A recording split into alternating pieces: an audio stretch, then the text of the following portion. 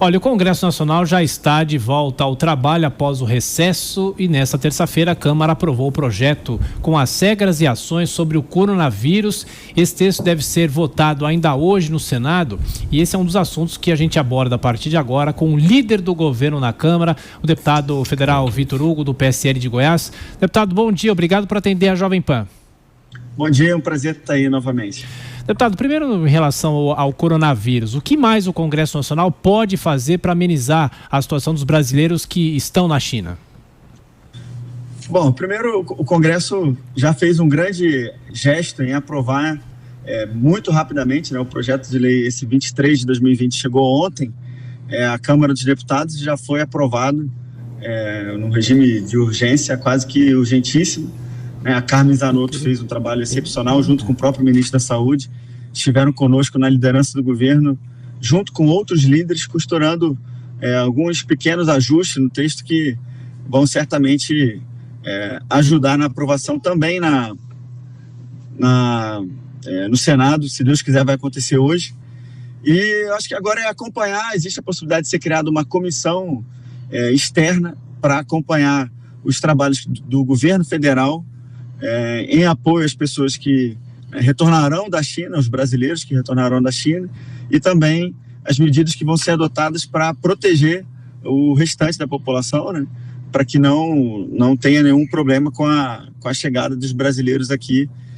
O governo já definiu que vai ser feito em Anápolis, né, que vai ser as pessoas serão isoladas inicialmente, colocadas em quarentena inicialmente, na base aérea de Anápolis. E o Congresso certamente vai acompanhar. O ministro da Saúde ontem declarou que vai apresentar na semana que vem um projeto de lei mais abrangente, ele já até tem esse projeto escrito com mais de 80 artigos, para falar sobre medidas sanitárias em caso de emergência internacional desse mesmo caráter, mas num nível mais profundo e com medidas mais amplas. A ideia do governo foi apresentar algo mais curto agora, só com 8 artigos, para resolver a questão do coronavírus. Mas a intenção é estabelecer um marco legal que consiga dotar o Brasil, o Estado brasileiro, de uma capacidade de reação maior e para outros casos também. Então a gente conseguiu resolver na Câmara, pelo menos ontem, essa questão pontual, né, de como o Congresso poderia dar maior segurança jurídica para a proteção da coletividade, nesse caso. Se Deus quiser, o Senado vai aprovar hoje. A gente sabe que hoje também está prevista a decolagem, né, de 2 aeronaves presidenciais lá para a China, para poder fazer já o resgate dos brasileiros. Então, acho que as coisas estão andando bem e o Congresso está ajudando também, fazendo seu papel nesse sentido. Deputado, pergunta agora do professor Marco Antônio Villa. Deputado, bom dia, mudando um pouquinho de assunto. O senhor é líder do governo, continua no PSL, né? Como é que vai ficar essa questão? O senhor vai migrar para a Aliança pelo Brasil ou vai permanecer no PSL? Não, eu vou migrar para a Aliança com toda certeza. O senhor vai migrar então para a Aliança pelo Brasil, é isso? E vai sair do PSL? Sim, vou migrar para a Aliança pelo Brasil. E o partido vai ter condições legais de participar das eleições municipais agora do próximo mês de outubro? De acordo com o que o senhor sabe, que está acompanhando aí? Todo esforço, professor, está sendo feito para isso.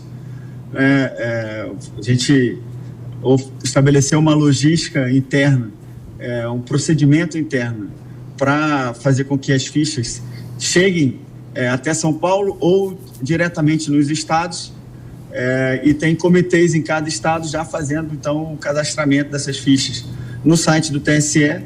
Nós já temos ao todo no Brasil mais de 70 mil cadastros feitos e estamos transformando esses cadastros em fichas efetivamente colocados no sistema do TSE. E depois vai ter uma última fase, que é o TSE reconhecer cada ficha como sendo um apoiamento. E nós precisamos de quase 500 mil apoiamentos até, a gente imagina que seja meados de março, porque senão a gente não consegue organizar todas as chapas, tanto para prefeito quanto para vereador aí nos municípios espalhados pelo Brasil.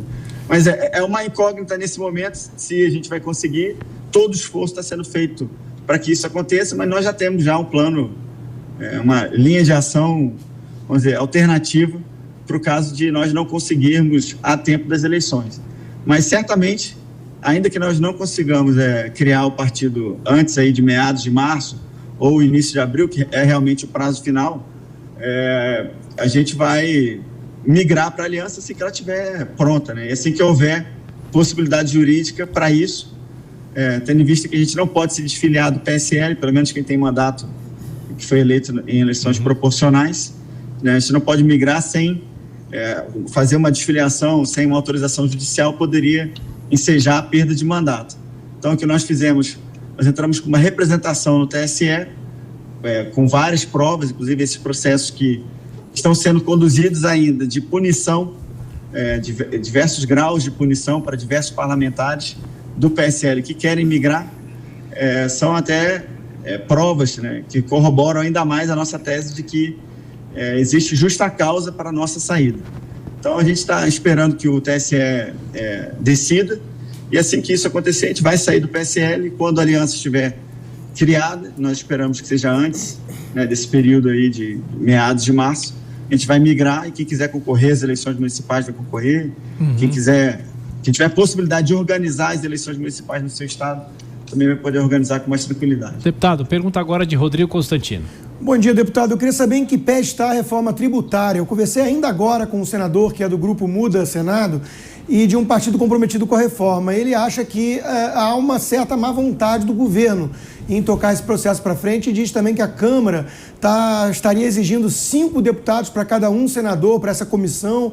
Como é que está isso aí? Como é que está andando essa reforma necessária? Deixa eu só acrescentar, deputado, uma notícia que chegou. O presidente Jair Bolsonaro fez um desafio aos governadores para baixar o preço dos combustíveis. Na manhã de hoje, o presidente afirmou que zera todos os impostos federais se os estados retirarem o ICMS cobrado. Um grupo de 23 governadores assinou essa carta que pediu que o Planalto abra mão das próprias receitas com o PIS, COFINS e CID que incidem sobre os combustíveis. Jair Bolsonaro respondeu dizendo que não está procurando confusão, mas cobrou reciprocidade. Abre aspas, não estou brigando com o governador, o que eu quero é que o ICMS seja cobrado no combustível, lá na refinaria e não na bomba. Eu reduzi 3 vezes o combustível nos últimos dias e na bomba não baixou. É o que declarou o presidente. O assunto deve voltar ao centro dessas discussões com a reforma tributária que deve passar pelo Congresso ainda no primeiro semestre desse ano. Como é que fica essa questão, deputado?